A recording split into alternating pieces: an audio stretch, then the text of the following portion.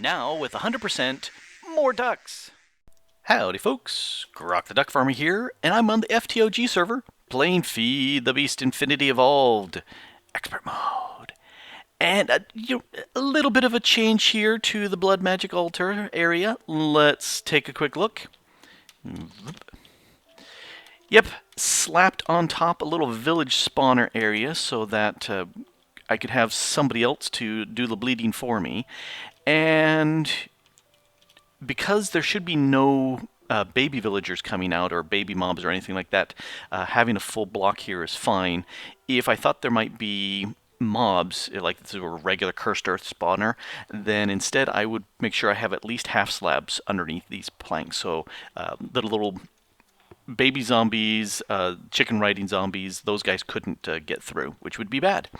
And right here I have one of those wireless transceivers or transmitters with a lever setup, and that your standard 9x9 square with the conveyor belts pushing into the center. There's the mob spawner inside, and that's connected to my mob essence, a plasma cell, and this is the duck plasma energy cell that Samsel gave me, because I had it and I didn't feel like making a tesseract because I was too lazy to push the job on my system. Anyway, this comes in here, and if we take a quick look, I do. If we take a quick look, you can see there's a rednet signal that gets sent all the way down into the auto spawner, and so while the signal's going on, that turns it off, and that feeds in the power and the essence as well. So that's a very simple little setup, and I've been crafting all sorts of the slates here. You can see I've got this is 24 more in here. Yeah, so that will make me a full 2 stacks of these, and then I'll probably go ahead and process more. Let's see how the altar's doing. It's got about 16,000.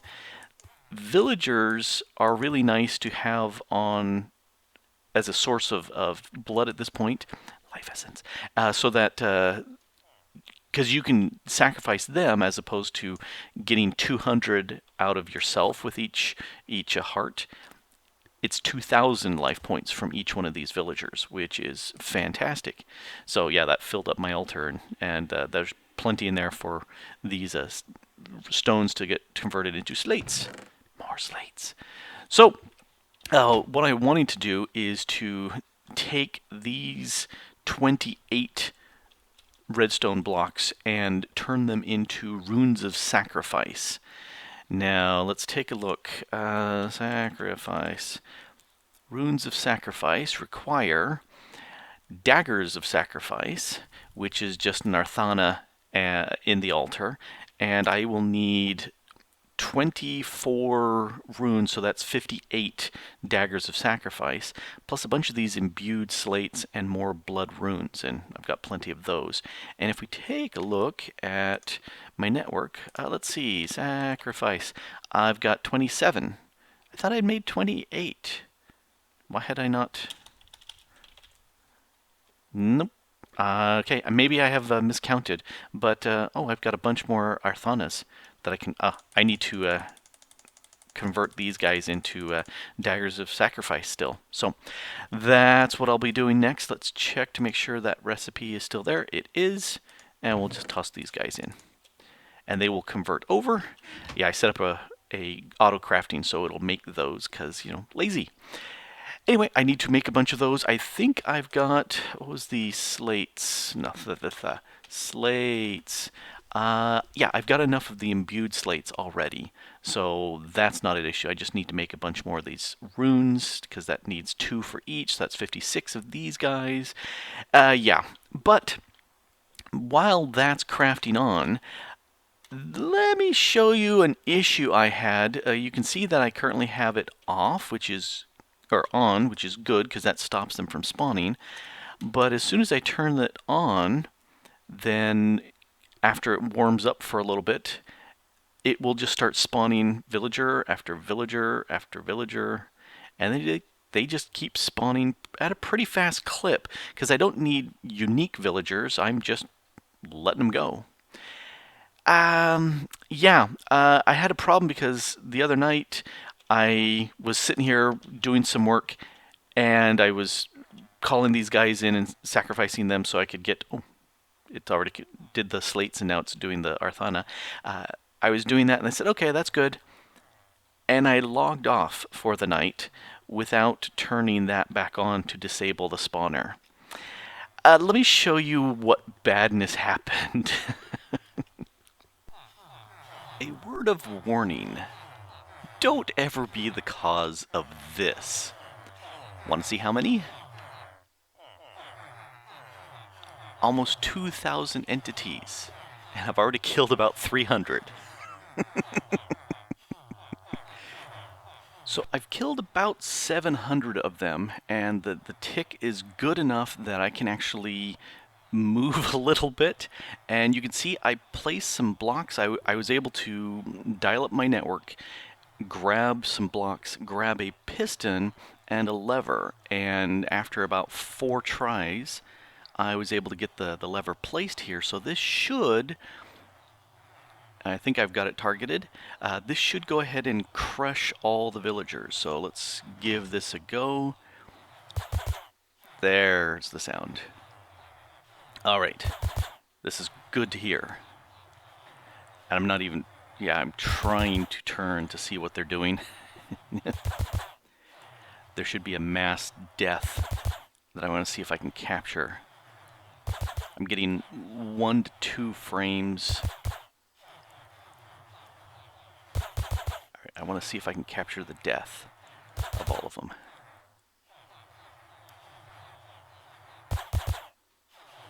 Anytime now.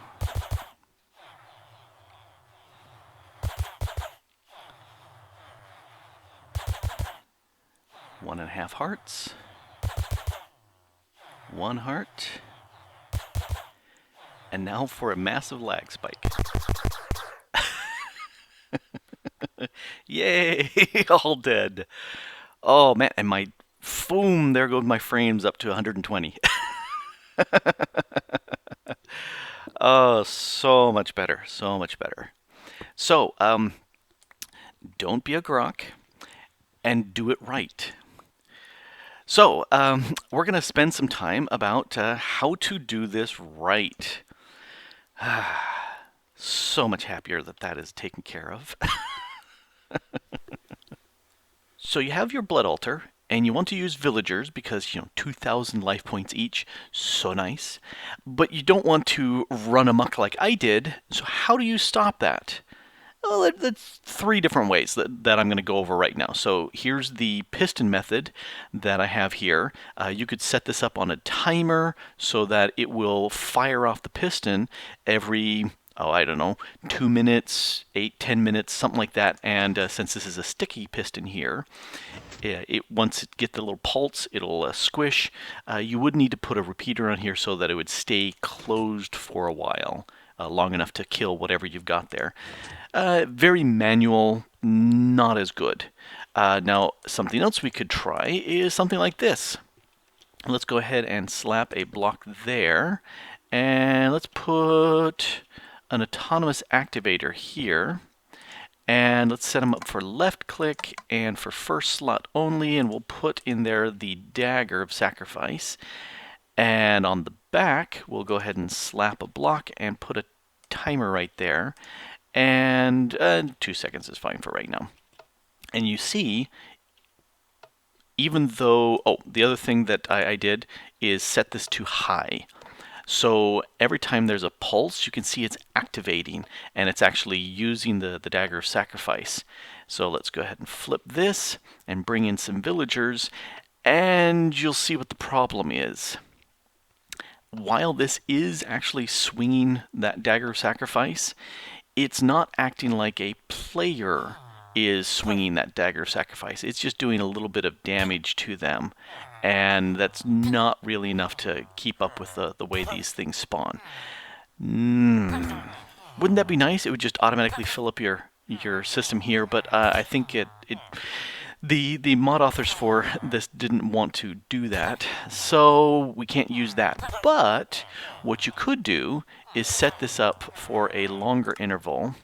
We'll go with that for right now, and put a different weapon in here, something to just kill the mobs. And let's go ahead and stick this bad boy in, and when the wyvern sword fires off, it pretty much kills everything there in its path. So that's one method. Let's turn this off so we don't get so many mobs in here. But that's not really too useful because you can't just constantly harvest them. So not nearly as good as we would like it to be. So let's go ahead and remove that and remove the timer here. And let's go with another method. Ooh, hey, I got a villager trophy. Well, that's nice. Instead, we're going to go with the mob counter. And let's see. I can fly. Yep, it faces the other direction. This is the MFR mob counter. And it counts entities in front of it. So it counts me as an entity, plus all the mobs that will be in here. So let's go ahead and toss out... I'm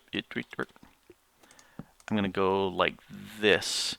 And let's put down some redstone. Because if we put down the redstone, it says power of 0. Let's flip this on, get some mobs in here. But if we look at from over here, it says 1 because I'm in the way. So let's go ahead and put a shutoff valve on this. I'm going to put a comparator on it. And because it's got a signal, it's actually running, but I don't want it to run continuously unless it's got a high signal. So this is the comparator part. I'm feeding it in a signal of 15 until this compares to that. Then out comes the outbound signal. So let's go ahead and stick another block there. And let's take this, that.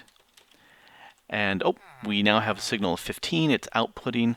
Let's put down our wireless transmitter. Let's program it. And that, if we take a quick look up here, is not saying to go off. Oh, because it didn't actually switch for it. That should do it. There. Okay. So that will actually stop them from spawning down. And if we take a look at the redstone signal, still 15 because even though there's way more. And if we take out our dagger of sacrifice and go choppity choppity choppity choppity, once we get to 14 villagers, because again it's counting me when I'm up here, the count will, this will go lower than 15. It won't compare. There. See, now it's got a value of 12, so there's 11 here plus me, and that should start them appearing again. Wait for them to drop on in. There's one. There's 13, 14, 15. Boom, done, and it's off again. And so this setup, there will always be 14 or 15 mobs in there, depending on whether or not it's counting me, because I'm close. That's not bad. That actually works. We really don't have a way of turning this off permanently, so we can do that by slapping another block here and putting on a switch. So now, since I'm forcing a high, come on, up. Since I'm forcing a high value on there, we'll kill a bunch of these guys out of the way. Okay, so that's way lower.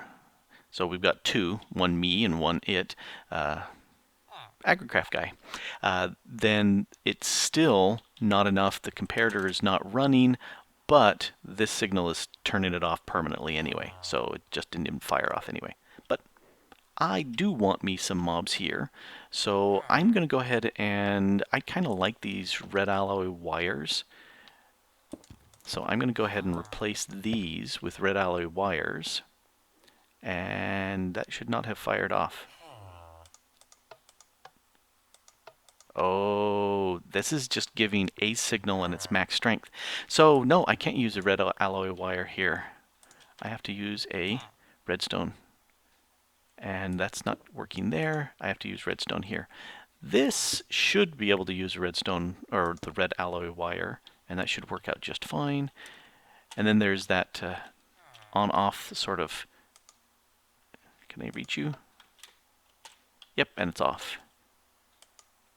And you're back on, and you saw it. So that will work. I like these because you can walk around corners and do funky things like that. But nope, that will always get me a good number of villagers in my system. And for right now, we'll just go ahead and leave that because I do want some villagers. I need to do some more work here. And let's do that. Let's get rid of these things. That poor guy, I don't need you anymore. Reorganize the bar. Let's see. Do I need anything? No. Get around him. I think I've gone ahead and crafted. Yeah, these are all crafted.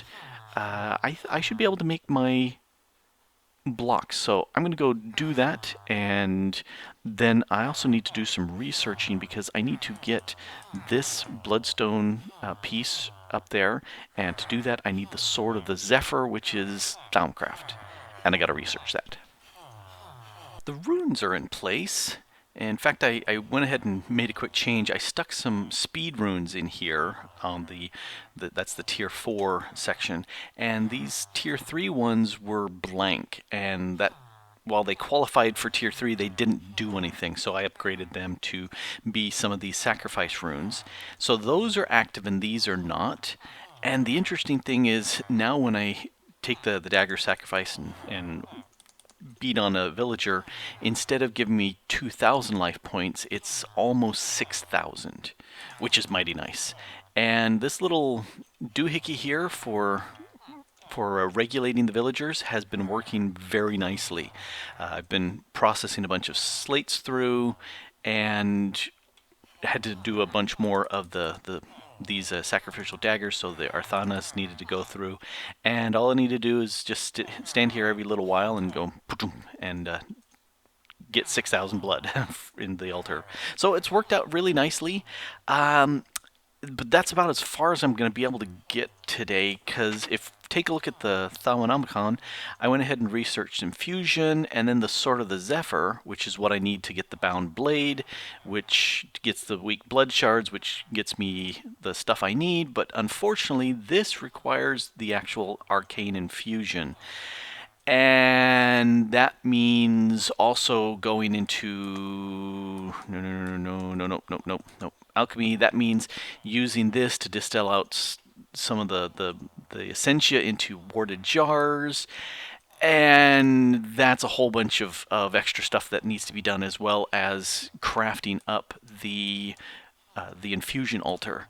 And so I need some of these, the runic matrix. I need some of these pedestals. Actually, I only need one of them, and then some other bits here to get it all set up and organized, and a whole bunch of V in my wand. And yeah, so it's going to be involved, let us say. So that's not happening this time. That'll be next. So yes, Thaumcraft. We're going to be doing a whole bunch of Thaumcraft in the next episode, and I'll also take a look at to see what I can do as far as starting up some of the forbidden knowledge, so I can eventually unlock void metal. But yeah, that's what we've been doing. Yep, got a bunch of stuff done, and a very safe villager source for life essence for the blood altar. So much better than waking up to 2,300 villagers there. Bad thing. Anyway, this has been Grok the DuckFarmer here on the FTOG server, playing Feed the Beast Infinity Evolved. Expert mode. Thanks for watching. Bye.